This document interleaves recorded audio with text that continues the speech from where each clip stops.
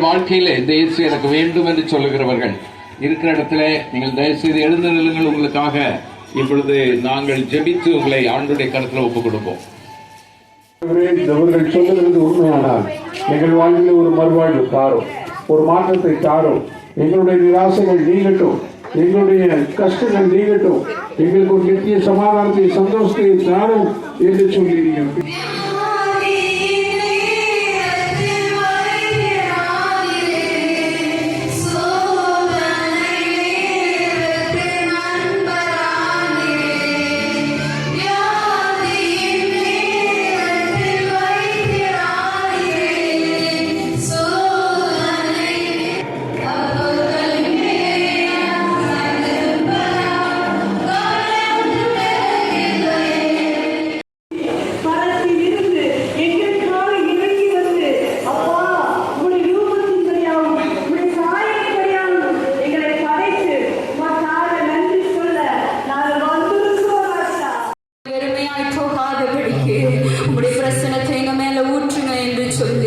கொஞ்ச நேரம் வாய்களை திறந்து ஆண்டவரே நாங்கள் ஆராதிக்க வந்து இருக்கிறோம். ஆண்டவரே தேவன் நமக்கு கொடுத்த ரெண்டு கட்டளை தேவாதி தேவனை மாத்திரம் ஆராதிக்கும்படி எங்களும் தேவனாக கட்டளை முழு இதயத்தோடு முழு சிந்தையோடு அவர்கள் அன்பு குருவாக சொல்லுகிறது. அந்த வார்த்தைப்படி கொஞ்ச நேரம்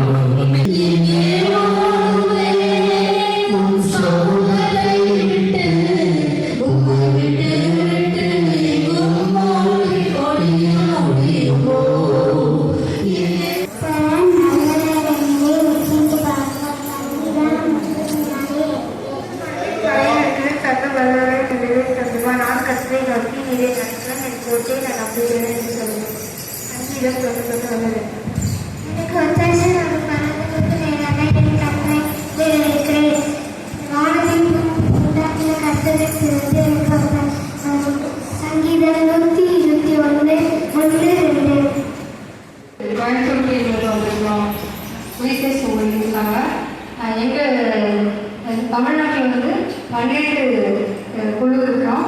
அது மாதத்தில் 2வது வாரத்தில் நம்ம ஊழியர்கள் செய்கிறோம். அது வந்து பார்த்திங்கன்னா திருச்சி ஊழியர் வந்து வாரம் செய்வாங்க.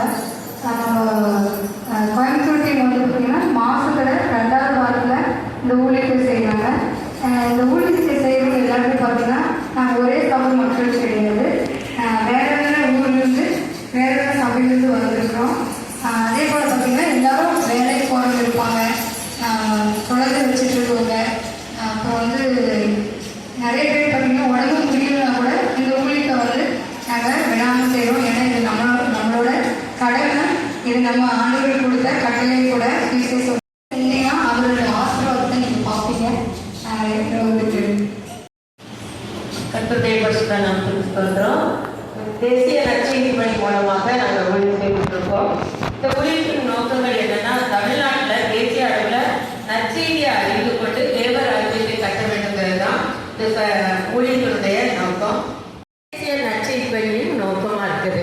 அது மட்டுமல்ல, பாருங்க, இல்லங்கள் தோறும் நற்செய்தி, ஒவ்வொரு வீட்டிலையும் ஒவ்வொரு மக்களையும் கூட்டி சேர்த்து எப்படியாவது அவங்களுக்கு போய் சொல்லணும் அப்படின்னு சொல்லிட்டு கடந்த நாட்களில் கிருஷ்ணகிரி மாவட்டத்தில் நாங்கள் ஊழியம் செய்யும்போது ஊழியத்தை போய் நாங்கள் சொல்ல போகும்போது ஒரு அம்மா கேட்குறாங்க, யார் அது ஏசுன்னா எந்த தொகுதி அன்பை பற்றி சொல்கிறப்போ அவங்க அப்படி கூட ஒரு கடவுள் இருக்காரா? எங்களுக்கு முன்னோரு முகோடி ஏச நீங்க சொல்ற மாதிரி எங்களுக்கு ரத்தம் சிந்தன கடவுள் யாருமே இல்லையே, ரத்தம் வாங்குற கடவுள் தான், நாங்கள் தான் பழி செலுத்துவோம் அப்படின்னு சொல்ற ஜனங்களும் ஏராளமா இருக்காங்க. அப்போ நாங்கள் ஆண்டவர்களை பற்றி சொல்லும் பொழுது அவங்களுக்கு கேட்போம், என்ன பிரச்சனைமா உங்களுக்கு அப்படின்னாக்கா சொல்லுவாங்க, இப்படி கடன் இருக்கு, வருமானம் பத்தம் சொல்ற செய்தி படி நடக்க சொல்லுவாங்க. ஆனாலும் அந்த வாழ்க்கையில ஒரு சம்பவமும் தான் இருந்துச்சு. ஆனாலும் இந்த சுவிசேஷ ஊழியத்துல எல்லா ஜனங்களையும் ஒவ்வொரு கிராமத்தில் ஜனங்களை போய் பார்க்கும்போது அது அவங்க படுற கஷ்டம் தவிப்போம். நல்ல ஒரு வீடு கேட்ட ஆண்டு கிருபை செய்திருக்கிற அவர்